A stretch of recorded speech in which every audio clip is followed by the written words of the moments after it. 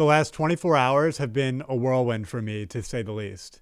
My sleep sounds business just got rocked. It was growing super fast. Like, I went from making $7,000 a month to $32,000 a month in 6 months. And I'm talking profit, not revenue. I basically cracked the market by using an organic free strategy that I made up, and it shot the business into overdrive. It went absolutely exponential. But February 1st, it all went to zero. It's crazy. I'm not an emotional guy, but I've been on the verge of tears. I haven't been doing well, just to be completely honest with you. So here's what happened. I got an email from my distributor saying within 24 hours, they would be taking everything down due to concerns of streaming fraud, which was not true. I never needed to commit streaming fraud. This basically means paying people to stream your tracks. My strategy just worked really well, and now they're saying I'm guilty and provided no proof. I've asked them multiple times, and they just stopped responding to me altogether. It sucks.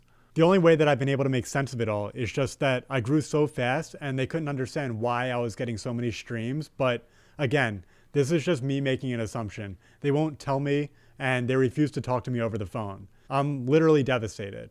So you might be thinking I should just sue them, but I'll address that later in the video.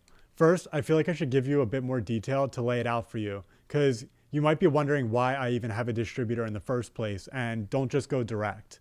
So basically how it works is a distributor is a middleman that sits between an artist and a streaming service.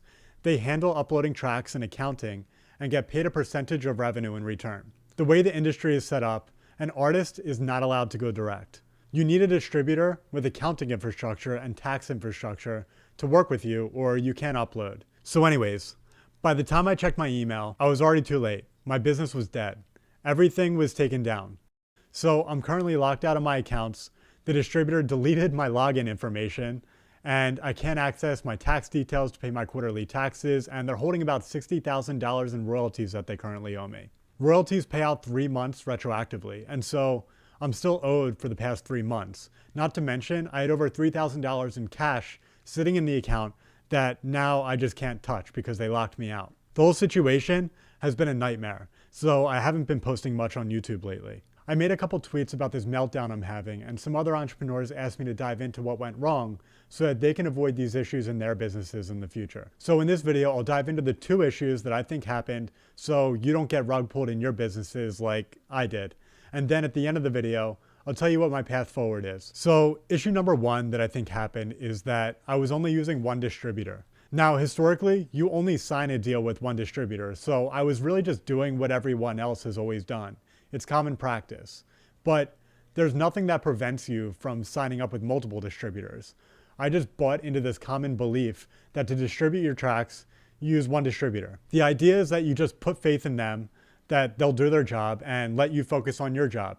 In theory, this sounds good, especially when the only expectation from them is to do my accounting and reporting, but I just learned really fast how much of an issue putting my trust in them was. In tech, this problem that I just experienced is called a single point of failure. A single point of failure is a part of a system that, if it fails, will stop the entire system from working. Diversification is a great way to mitigate single point of failure risks, and so once I passed $10,000 a month, I was really focused on diversifying my business. But I was thinking about it all wrong, because I was focused so heavily on diversification at the business level, basically scaling horizontally, but not at the distributor level, which was such an out-of-the-box concept to think about 2 months ago, but now in retrospect, it's so obvious to me. The thing about these types of issues is you only feel them as you start to scale. You can't really foresee them when you're starting a business.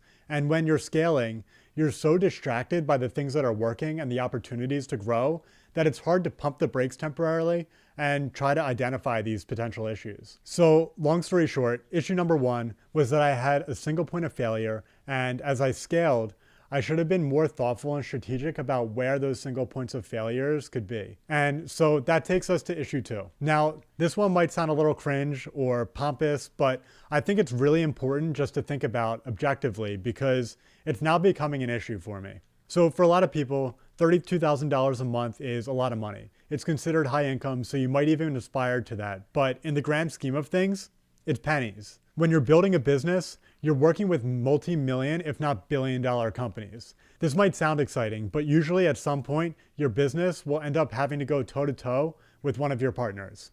This happens in every business as it achieves real growth. Somebody will turn on you. This is because the rules are more unclear in business than they are at the consumer level. For example, if a major company violates a consumer's right, there are dozens of laws in place to hold the company accountable. But if one business crosses another business, there is much more gray area and uncertainty about who is right. The gray area presents opportunities, but also pitfalls in the market. So if you were thinking just sue them, understand it will cost me between $150,000 to $200,000 to do that effectively. Business lawsuits are strategic chess games. Major companies have full-time lawyers on staff so that if someone steps up to the plate and wants to go toe-to-toe, they can drag their feet and try to drain the other business's bankroll in the process. It's not fun and it's not simple. So in short, if you want to build a great business, it's literally your duty to build something that can make millions of dollars so that you can properly defend that business when the day comes. So this has been such a formative experience for me, and it's been really tough, but hopefully you can learn something from it so you don't make the same mistakes as me. So here's my path forward.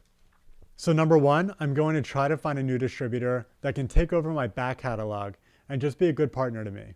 This is really hard because I'm not getting a response from my current distributor, but ultimately, I just need to do my best and fight for this business. It's my baby. Step two that I'm going to make is I need to find additional distributors that I can work with so that I no longer have this single point of failure issue in my business. I might have to start from zero. I honestly have no idea. I'm just trying to take it one step at a time and just see what happens. And step three, I need to build another real business that I can monetize right now and scale fast so that I'm not so heavily exposed and can bankroll issues across my businesses, whether they're in my sleep sounds business, exploding ideas, whatever. I need to get my revenue up substantially so that I can defend against these multi-million-dollar businesses if I need to in the future. If you want to learn more about this business you just learned about in this video, I actually put out a business plan last year in my newsletter, Exploding Ideas, about that business before I started scaling and going into it heavily. So you can check it out below in the pinned comment.